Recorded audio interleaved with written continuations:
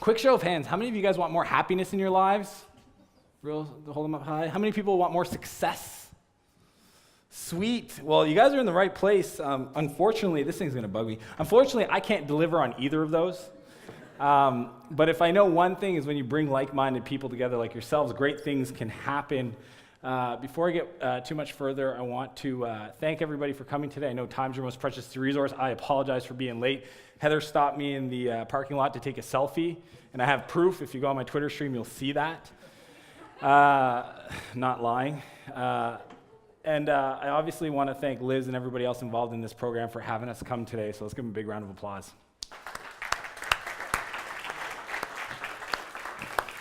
It's interesting, there's nobody in this front row. I don't know if there's something wrong with those chairs, but what I'm going to ask is for the next 45 minutes is for your divided attention.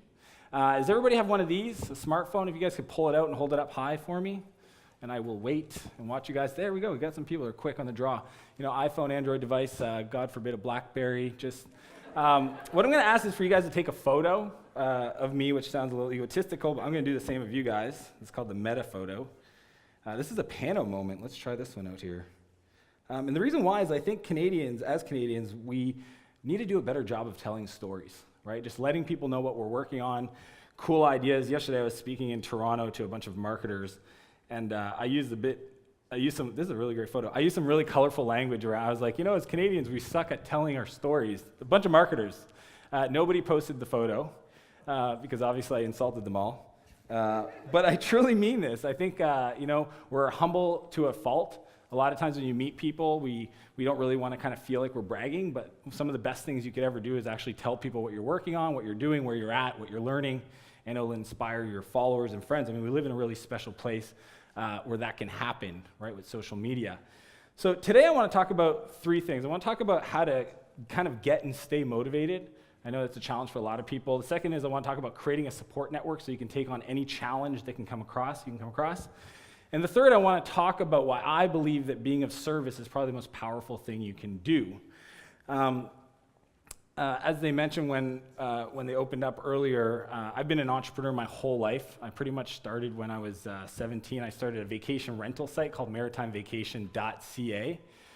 The mistake I made and why that company completely failed was I called it maritimevacation.ca, which meant my total addressable market was about 400 cottages.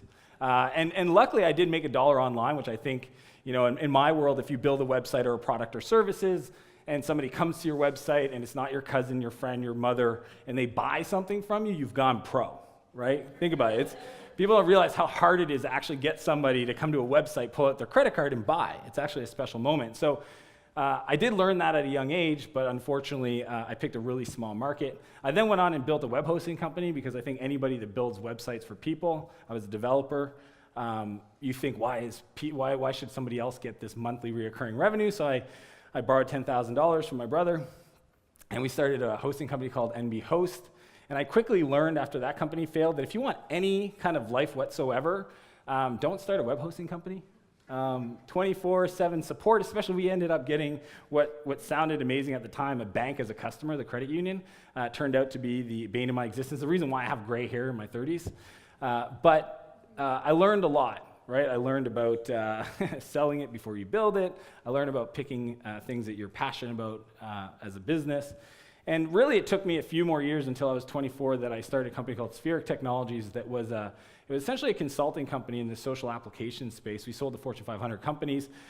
That company, halfway through, and I'll tell you that story, I finally figured out what I was doing wrong. And that company, over a 4-year period, grew 150% year over year and won a bunch of New Brunswick Business Awards. We had about 30 employees, and we got acquired in early 2008, which was cool. It was an awesome moment. I was 28, and I thought I should probably retire, right? Because I don't know, people. Luckily, I was, I'd made a lot of money from the sale, and I did what any 28-year-old would do. I bought a cottage, a wakeboarding boat, and a hot tub, right? I was retired, right? So that was May of 2008, and come kind of end of August when all of my friends were either going back to work because they were obviously working and or going back to university, I realized come September 1st, I really have nobody to hang out with, so maybe I should kind of go explore the world and see if any of my crazy ideas would hold water in other parts of the world, and I did. I kind of packed up my house, which I ended up building this house. It was the stupidest thing you could build. It was a fairly sizable home that had 2 bedrooms. Yeah, and then the market crashed September, right? October, September. So I packed up and left this house there, moved to San Francisco to think, I'm going to go be around the smartest people in the world. And I had this house that I thought, A, I could probably rent, or at the worst case, I'll just sell it. I didn't sell it for 2 years. It was like the dumbest thing. People would the real estate agents why did you build this house? And I was like, I was single. I figured 2-bedroom was plenty. Obviously, I needed more space for the man cave. So anyways, I'm full of lessons learned on that front. I did move to San Francisco, and after about a year, I started a company called Flowtown. Flowtown is a social marketing application company. Essentially, small businesses paid us to help them automate social media marketing. That company grew to 50,000 customers and got acquired in 2011. That was my first time raising venture capital. I had a great co-founder in that experience. I learned a lot of lessons on how to build technology products at scale. And then shortly thereafter, they call it, I was working at The Acquire. The company was called Intuit. They're a publicly traded company. And I was there for maybe 2 months, what's called vesting in peace, right? Where after you get acquired, they ask you to stick around. And I only had a year of vesting left, or essentially a year total, and it was 2 months in, so I only had 10 months left. And I came up with this crazy idea. And the idea was, what if you could connect and tap into everybody's brains the same way that Google indexes the world's web pages and make it available for everybody else to search and get time with that person? And that's clarity, and that's what I've been working on now. So what a lot of people think, they go, wow, that's such a great idea. How'd you come up, how did you come up with it? And the funny part is I actually built it out of a need of being lazy, right? So what happened was after the company Flowtown got acquired, I got a bunch of emails from people that wanted to pick my brain. And, obviously being Canadian, I could never say no. And it turned out that I couldn't read these 5,000, word emails or these business plans asking me if I thought it was a good idea, so I'd always want to do phone calls, but I needed a more efficient way to do it. So the first version of Clarity was really this utility tool to help schedule all these phone calls with entrepreneurs that wanted my advice. And one night I go to the roof of my apartment in San Francisco, and I thought, what would happen if I tweeted out this Clarity link? And the link was really just a form, so it had, clarity.fm/Dan Martell, and it would say, your name, your phone number, what do you want to talk about? And I thought, what if I would tweet this out publicly? Because prior to that, I was just using it in email. And I went to the roof, and I tweeted it out at 7 o'clock at night, and I spent 3 hours talking to entrepreneurs from all over the world about their business. Most of the calls were 10 to 15 minutes. Right, I probably talked to 25 entrepreneurs, people that have been following me for years. Couldn't believe, they were like, is this really Dan? I'm like, who else do you expect to call? Of course it's me. And they're like, holy shit, this is great. And I'm like, hey, this is really cool. How can I help? And at the end of it, I've never done radio, but those radio talk shows, where people call in. It felt very similar to that, and I'd imagine that's what they feel. At the end of it, I thought, man, this is a really powerful experience. I got a lot of value out of it because I helped a lot of people, but on the receiving end, here are these people that were following me and reading stuff that I've been writing about or sharing ideas that now I was able to actually have a conversation with and help them. And that's when I decided to devote pretty much the rest of my life to building this company, Clarity. We've now done over almost 300,000 calls across 45 countries. We've raised $1.6 million in funding. And we have some of the world's best investors. And when we first launched Clarity, we actually launched it in New Brunswick. So that's my entrepreneurial story. I call that success theater. You'll see it a lot amongst entrepreneurs. They'll get up here and they'll tell you all the good things they've done and how smart they are. That's not the way it works. But there's a lot of background to it. What I do want to talk about is the next part, which is the struggle. When I grew up, I actually grew up in, similar to Heather's story, I grew up with a mother who was an alcoholic and a father in sales. So he was always on the road, which meant I had a lot of time on my hands. When I was a kid, 7, 8 years old, I used to spend a lot of time building tree forts. I don't know why, I just thought tree forts are cool. You're up high, you can kind of escape from things. And over time, I would try to convince a bunch of the local neighborhood kids to help me, because obviously it was heavy carrying wood. And then afterwards, the ones that didn't help me, I would charge them to play in these tree forts, because I needed money for candy, obviously. So I guess at a young age, you could say I was into real estate. So I had the entrepreneurial gene. But that, essentially, I got, at 9 years old, I got diagnosed with ADHD, which I find ridiculous now being a father of 2, because which kid that's 9-year-old isn't hyperactive? How are they supposed to decide that I had ADHD? Yeah. And, but what happened is I started hearing this sentiment of there's something wrong with you, right? And that just continued. And, one thing I learned only through therapy very many years later is I used to take temper tantrums at home. And it got really bad. And one night it got so bad, and the reason why I did this is because I knew that every time that would happen, my mom would have to call my dad and he'd have to come home, right? Didn't matter where he was in the province. If I freaked out, she'd call my dad, he'd come home. And one night I took it a little too far. I pretty much threatened that if they went to bed, I would burn the house down. And the cops came and took me away at 11 years old. And I pretty much spent the next 2 years inside of crisis centers, group homes, foster homes, halfway houses, you name it. And looking back on that, I just thought it's probably one of the most craziest things you could do to an 11-year-old that's really just trying to figure out his way in life. Now, it was not all bad. The first person I got kind of placed at after I spent a few months in this crisis center was a foster home with this guy named Dave. And Dave's cool. Dave was 38, a college teacher in the city. He'd never been married, but he always wanted to kind of give back to the community, so he thought, why don't I be a foster dad? So I feel really bad for him because I was his first kid. I don't think he's had a foster kid since. And it was challenging because the first night I got there, he's like, oh, we got to go get groceries. So we go to the grocery store, and he turns to me, I'm 11. He goes, what do you eat? And I said, oh, it's simple, Pop-Tarts and hot dogs. He was waiting for seriously, and I said, no, for real, you can call my mom right now. I eat chocolate, Pop-Tarts, and hot dogs. It's simple.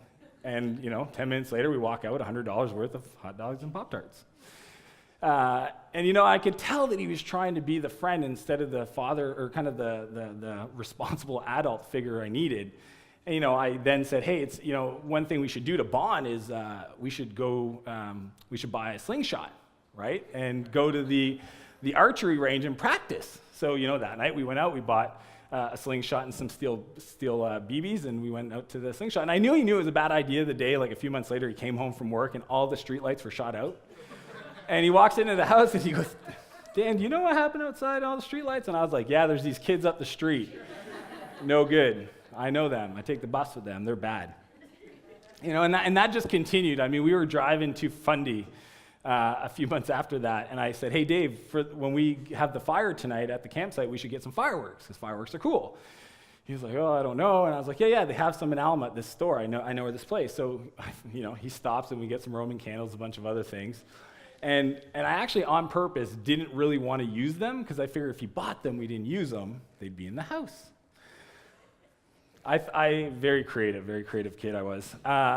So two weeks later, it's a Saturday morning. Dave decides to go run some errands and he leaves me at the house. And I thought, well, I've got about 3 hours before he comes back. And I go and I knew where he hid the fireworks. I grab them. I sit down in the living room. I lay down newspapers. I've got like a steak knife with and I start cutting these things apart because I figure he's not going to remember if it was this long or this long. So I'll just cut off 10, 20% of each one and I'll be able to make some bombs. Because that's what I like doing. So I'm sitting there. It's ridiculous now that I think about it. I had a pile of Roman candle powder, duct tape, because everybody needs duct tape, and a lit candle that I was using to melt the wax on top of my little bombs that I was building. And I was at it for probably an hour and a half, and I was really proud of my little pile that I was building, and I turned around and accidentally hit the candle into the pile. And I'll tell you, even though the first night Dave said, hey, based on being a foster dad, I have to show you where the fire extinguishers are and stuff, I was like, holy shit, it's going off. It was like the 4th of July. I run into the kitchen, I grab this little dinky fire extinguisher that he had, start spraying down the living room. It's not doing anything. It went on for what felt like 30 minutes, but probably only lasted a couple. And when it was all said and done, I looked around and there's black marks everywhere. There's holes in the couch. There's a big heaping hole in the center, like the carpet and then the hardwood. It was melted like a meteorite had shot there. And I pretty much went to my room, grabbed my backpack, and left. Ran away. That was it. I knew hey man, everybody's got a limit, and that was probably going to be it. So I ran away. And it was actually a really tough moment because a few days later, a friend of David called all my friends' parents and said, if you see Dan, you got to call us. I was at my friend's house, the cops show up. Obviously, his parents had talked to Dave. He called the police. They picked me up. They brought me back to Dave's house. I'm sitting in the back seat, and they go to the front door, and they say, "What do you want to do?" And I could hear Dave, and he was crying. And he said, "I can't take him. I don't know what to do with him. You have to take him." And that was the second time in my life where I had that moment happen, and it just reinforced who I thought. I always thought I was a good kid, but you just keep hearing, like, he's bad. You go to school, and your friends aren't allowed to hang out with you because their parents say you're the bad kid. Well, that was me. And I got put in a group home. At 12 years old, I was in a group home with guys that were 17, 18 years old. And I spent the next year in this group home in Moncton. And I learned a lot of things you probably should never teach a 12-year-old. I was looking for somebody that was going to be kind of that older father figure or even older brother figure. Obviously in hindsight, they weren't the best role models. Fortunately, after a year, I was allowed to go back with my family. I went through a lot of therapy. And when I was 13, two things happened. One, I got returned back to my house, but the second thing was my parents finally got divorced. And I felt like it was my fault. So from 13, I discovered drugs. Like most things in my life today, I took it to an extreme. I spent the next 3 years just spiraling out of control. When I was 15, I was sentenced to Kingsclear, which is the juvenile detention center, for selling drugs to a cop's daughter. I remember when I got caught, my dad found out, and he's like, "What are you doing? Like, out of all the people you could get in trouble with, why a cop's daughter?" And again, I wasn't thinking. And I spent 6 weeks there. I thought out of good behavior I would get a shortened sentence or no sentence, and the judge said, "Do good in school and we'll see it." And when I went to see the judge, he said, "Great, 6 weeks during the summer." I was like, man, that sucks. And I spent 6 weeks there, and the day I got out, I remember there was, you're obviously in this facility with these people and these guards, and on the way out I said, "See you later" to the guard, and he stops and he says, "No, I'll see you soon." Or no, I said goodbye. And he says, "Well, no, I'll see you soon." And I said, "No, you won't." He goes, "We always do." And I was so determined when I got out that time. I was 15, I got out, I said, "You'll never see me again." Fast forward 12 months, and I'm in a high-speed chase in Sussex, New Brunswick. Drugs just took over my life.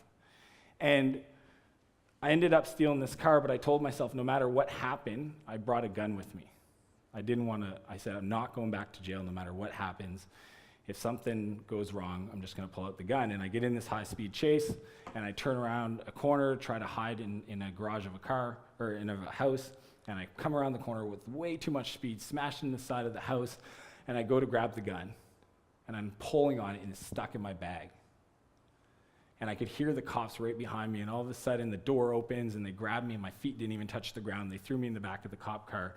And I was high on drugs and drinking, and the next morning I woke up, and I just remember I was supposed to die that day. And I didn't. And at 17, I made the decision that for some reason I didn't, and I'm still here, and I'm going to do everything in my powers to do good. And at that point, I ended up getting sentenced to over a year at St. John Regional Center in St. John because of the severity of my crimes. I worked my ass off for 6 months and eventually got released to a place called Portage, New Brunswick, outside of Sussex, and I did an 11-month program. And over at the 11-month, it was actually a pretty special place, and the reason why Portage worked for me was because every other place that I'd been as a kid in therapy, group homes, 21-day programs, all this stuff, it was every staff at Portage were ex-drug addicts, right? So you can imagine being this kid, getting advice from somebody who'd been there before, telling you where to put your hands and your feet to kind of climb out of this crazy hole you found yourself in, was so much more valuable than just having somebody show up that just read the book. And after 11 months, I learned about who I was. I rebuilt my self-esteem. I understand how to deal with my emotions. I rebuilt the relationship with my family and my friends, and I discovered computers. I don't know if you guys have heard about the internet, but it's kind of a big thing. And my life changed. Not only did Portage save me, but I discovered computers, and it just snowballed from there. After getting released, I went back to high school. I graduated with honors. That's actually where I met Heather in computer class. I obviously got the bug in rehab, but kept pushing forward. And I started building companies. And I've just kind of always dedicated every day from giving it 110%, because I don't believe that I'm here for any other reason than I got a second chance. right? And since then, I've invested in 33 companies. I've started 5, and I've been involved in employing over 2,000 people in all the companies I've been involved in. And the reason why I'm so excited and passionate about sharing these ideas is because I know that the reason I'm here today with any level of success whatsoever is because of the people that gave me a chance, essentially the shoulders that I get to stand on. So with that, I want to share with you guys those 5 beliefs that I think have driven my entrepreneurial journey now that you guys know where I came from. The first belief, the most powerful belief is don't listen to your parents. Right? Some of the parents are like, what? I don't like you. Most of the students are like, all right, keep talking. And it took me a long time to understand this. I have a beautiful relationship with my family today. It's like night and day from what I grew up in. But still to today, I love my father, but I listen to his advice, but I kind of just put it to the side. And he's heard me say this before. I know it's being recorded, but again, I love him. Every Sunday we hang out, we talk about business. But what I've learned is, as a parent, and I'm a parent today, is the most biased advice you can get is from your parents. Right? When they're teaching you how to ride a bike, the last thing they want to do is see you fall. It's why they hold on to your seat for so long, hoping that you've got your balance figured out. And when you go to them with some ambitious idea, some project, some crazy, these decisions of should I move to another city, should I go to university or not, should I start this company or not, they're always going to give you the safe answer because they love you. So don't be upset for it. A lot of people get upset. Just don't listen to them. Now I got to give you the answer. What do you do? Well, my belief and what I learned at 17 years old was get advice from people that have been there before. And those are mentors, right? Mentors to me are people you turn to for those life decisions that aren't your parents. They're people that when you look at their life, the things they've accomplished, you inspire you, right? And I was fortunate to learn that lesson when I was 26. I was building Spheric Technologies. The company was growing. It was 12 employees at the time. And out of desperation, because when at the end of the year, there's 2 things that happen for me. One is my birthday is December 26th, and is obviously the New Year's and Christmas. And Christmas just means nobody's working and I'm stressing out. So when I was running this company, at the end of the year was always this crazy amount of reflection on how well I was doing in my business. And the second year into Spheric, I had hired 3 new people that I had no work for, and I looked at my cash, and essentially I was going to run out of money. And here it is, it's my birthday. How productive have I been the last year? And New Year's, which is, wow, this last year, how good have you been doing in business? And I was depressed. And I just didn't know what I was supposed to do. And out of desperation, I cold emailed Frank McKenna. Because I thought, if there's anybody who would care in this province if I die, not as a person, but as a company, right? Like, who would care? And here I had 12 employees. Most of our businesses were in the US, and I thought the person that loves this province, and I didn't even know him, I just heard of him, would maybe be able to help. My email was simple. It was like, hey, Frank, here's who I am. It was very short. Is there anybody else like me in this province?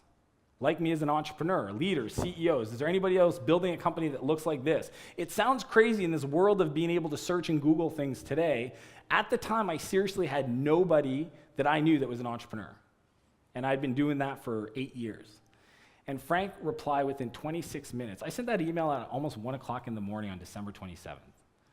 Frank replied and said, Ken Nickerson, Jerry Pond, and Steve Palmer, right? A lot of you guys know Jerry's name. And even today, so Jerry Pond is probably one of the most recognized, celebrated investors, accomplished entrepreneurs of the province. But here I am knowing no clue who he is, and I find him on Mariner's website, and he's the oldest, grumpiest looking dude you can imagine. And if you know what he looks like it's, buttoned up shirt, and I'm like, there's no way I'm gonna bug this guy. He's gonna think I'm an idiot and tell me to go away. And I cold emailed Jerry, and the next morning he replies, and he's on the phone with me by 9 a.m. You should come to St. John, I'd love to meet with you. Same thing, Steve Palmer, he was the CEO of CEO of Whitehill, and now I believe he's at Remsoft. And Steve replies right away to my email, and he says, let's meet on Sunday at 7 a.m. at Tim Hortons on Mountain Road. And I'm like, what, you really like Tim Hortons that much? We could wait till Monday, but if you really want to get coffee on Sunday morning, and many years later, I always thought it was funny that he asked me that, and many years later, I asked him, why did you want to meet at that time? And he said, it's my way of filtering people out. I got emails all the time. If you weren't willing to meet me on Sunday morning at 7 a.m. at Tim Hortons, then you weren't serious, and I would just not respond in the future emails. Those 3 guys changed my life. Ken Nickerson is out of Toronto. He happens to have a summer home here, and Ken is one of the top angel investors in all of Canada. He worked with Bill Gates at Microsoft, et cetera, et cetera. Super, super accomplished person. And those 3 guys changed the trajectory of my business. Jerry Pond sat down with me at Mariner's office. He showed me how to fix the business. He was super impressed with the company. The company 2 years later grew and got acquired. When I was debating if I should move to San Francisco after I retired, I called Ken Nickerson because I felt guilty. I actually didn't want to turn my back on this province. I was a diehard New Brunswicker, and I loved the city I was from. And when I was talking to Ken about that decision, he said the best thing you could ever do for New Brunswick is move to San Francisco. Learn what you can, and then bring it back and teach it. 5 years after moving there, starting a company, selling it there, starting another company. When I raised my $1.6 million for Clarity, I was explaining to my investors where a place called Moncton, New Brunswick was. All that money came to Canada. All the employees I've hired are now predominantly in New Brunswick. And my life has changed because of those people. You know, it was a great saying, and it's said a lot, and if you haven't heard it, I hope you guys can internalize it, is you're the average of the 5 people you spend the most time with, right? And Heather talked about not being the smartest person in the room. Well, you should try never to be the smartest person in the room all the time, right? It's not about just this moment. It's who are the 5 people you spend the most time with, because those people are going to be your peers, and they're going to promote and push you to do greater things. I know I had 5 points, but I don't know how we're doing for time. I don't want to, we're good? All right, because I could talk all day, but I'm going to respect you guys. The next thing I want to teach you guys is motivation trumps knowledge, right? In business, you hear this all the time, and a bunch of MBA students. A lot of people think they need a degree to start a business. They need to get everything ready. Their ducks need to be in a line before they can start something, and I totally disagree with that. I think the only thing you need is actually motivation, being motivated to succeed. And I learned this when I was building Spheric. When I started the company, it was kind of funny. I'd saved all the money I'd made as a consultant, and day one, I went to this guy that I worked with, the very first company and the only company I've ever worked with, OAO Technologies. I went to this guy, Adam. I said, Adam, I got this crazy idea to start a company. You should join me. I was 24. He was like 23. He said, for sure. I was like, cool. I was like, who else should we hire? He's like, oh, you should hire my roommate, Corey. I'm like, done. I was like, who else? He goes, oh, there's this really smart guy, Andrew, that I work with. You should try to get him because he's super bright. He's probably the top person in the company. I was like, easy. Make an introduction and we'll hang out. So I met up with Andrew, and I was like, explain to Andrew, I want to start this company. We're going to travel the world. We're going to work with Fortune 500 companies. And this is going to be a really big opportunity and growth and all this stuff. And he says, okay, I'm in. And I was like, oh, awesome, right? 3 people, all rock stars. And a couple of days later, Andrew resigns, right? Everybody resigns from the best company you could work for in the city at the time. He resigns from the best job. And I'm going to his house to give him his HR papers, right? Like the docs that say, hey, you have a job and you can go to the bank and make sure you don't lose your mortgage and all this fun stuff. And I pull into his driveway, I get out of my car, and I knock on the front door. And I was like, oh, it's a house. This is interesting. I thought he lived in an apartment. I lived in an apartment. I figured most 20-some-year-olds would. And when the door opens, there's this little 2-year-old blonde girl that opens the door, and she goes, hello. And I was like, oh. I was like, is Andrew here? And she screams, Daddy. And I was like, fuck. I was like, shit, he has a kid. Like, this is legit. This is for real. This isn't for fun. I mean, I know I wanted to be a serious business person, but I didn't have a great track record at the time. And all of a sudden, Andrew comes from downstairs, and he opens the door wider, and then he goes, hey, Jill, meet Dan. And he points upstairs, and here's this woman that walks out of the kitchen, and she's pregnant. And I was like, oh, my gosh. I was like, my heart started going, and I was like, hey, Andrew, yeah, cool. Hey, Jill, nice to meet you. When do you do? And I was just like thinking to myself, I can't screw this up. I can't screw this up. So anyways, I give him the paperwork. He signs it, and we start working. Fast forward 3 months later, I learn about this thing called cash flow. The business people in the room know what I'm talking about. My dad said, you really shouldn't grow so fast, because he was like, why are you hiring 3 people day one? I was like, because I want to. No good reason at all. And we had customers. I thought I learned every lesson prior to building this company that I thought I needed to know. And we had customers. We were working with them. We were billing, all this stuff. And it turns out in that world of enterprise consulting, you essentially work, you get a customer, you sign a purchase order and all their legals, you just don't even read it and you just start working. And you do the work, it takes, you're on site with the customer 3 to 6 weeks, or 4 to 6 weeks. You invoice, right? You send them this piece of paper that says you owe us money. And then at some point, somehow in the future, some department gets this thing and they decide that they may someday pay it. So that might take another 30 to 40 days. And then in our case, all of our customers are in the US, so they mail the check, all right? So that took another 10 days. And then there's this beautiful thing that Canadian banks have where they essentially, if they don't know who the payer is, they freeze it for 20 business days. Yeah. Cash flow, if you don't know what it is, means that you might have revenue, but you don't actually have the cash in the bank to make payroll. And that's what happened to me. Here I am, and I had saved $60,000 to start this company. I hired 3 people, I had customers, we had probably 100 and some thousand in receivables, and I couldn't figure out how to make payroll. And the one thing I've learned about being an entrepreneur is your responsibility is to shelter the team from that craziness, right? Being an entrepreneur, I call it the entrepreneurial pendulum. In the same day, you can swing from question mark to exclamation mark, right? Exclamation meaning you're taking over the world, and then question mark is what the heck am I doing? Right? And you might go back and forth 6, 7 times in the same day. And here I was faced with this challenge, and the only thing I could think about is I can't screw this up for Andrew, right? Adam and Corey, those guys were, they had apartments, they probably had a few bucks saved up, no big deal. But Andrew took a bet on me, and I was stressing out.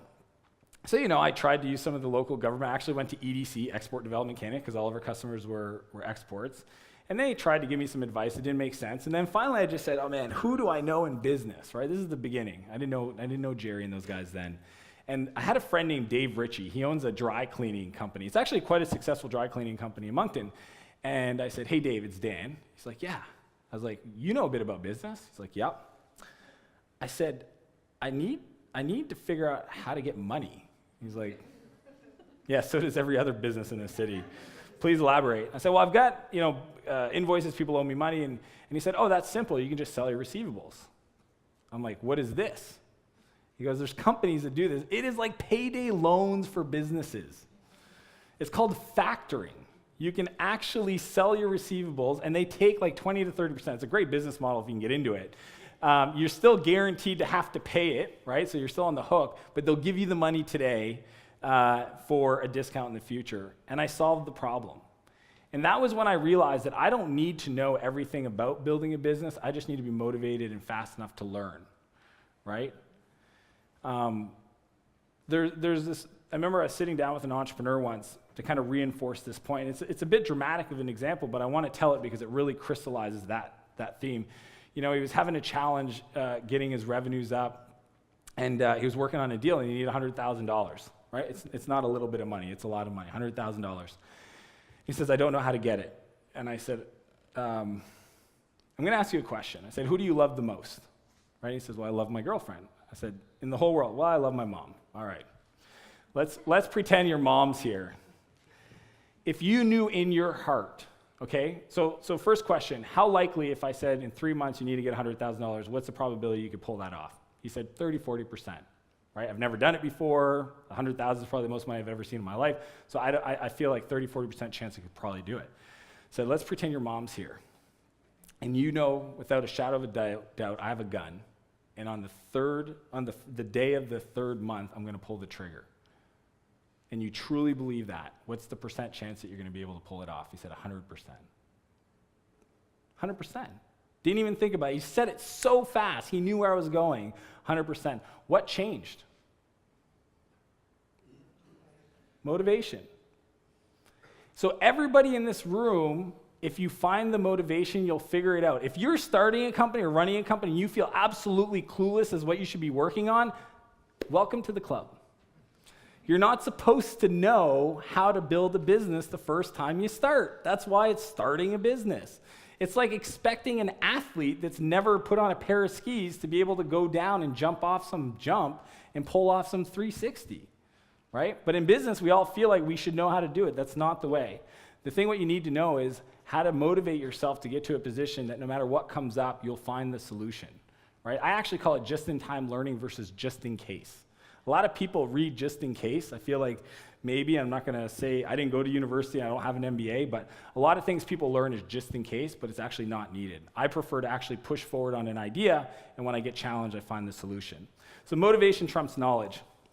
The one I'm going to leave you with, I'm not going to have time to do all 5, but it's hustle and serve, right? I told you guys, the thing I want to teach you guys is that I believe that being of service to other people is probably the most powerful thing you could do with your time. And this is coming from a person that's very much a capitalist. I like money, I like making money, I create value all the time, but the thing that trumps all of that is being of service to other people. And for probably my whole career, and I probably learned this, being thankful for all the people that gave their time to help me get through that dark time in my life. Anytime I meet somebody, the default question I will always ask, if I think you're a nice person, you're not crazy, because there are crazy people, is how can I help, right? And I remember one time I was speaking in Halifax at a conference, and we were walking between sessions. I just happened to be walking by this guy named Mike. Mike was the CEO and founder of FreshBooks.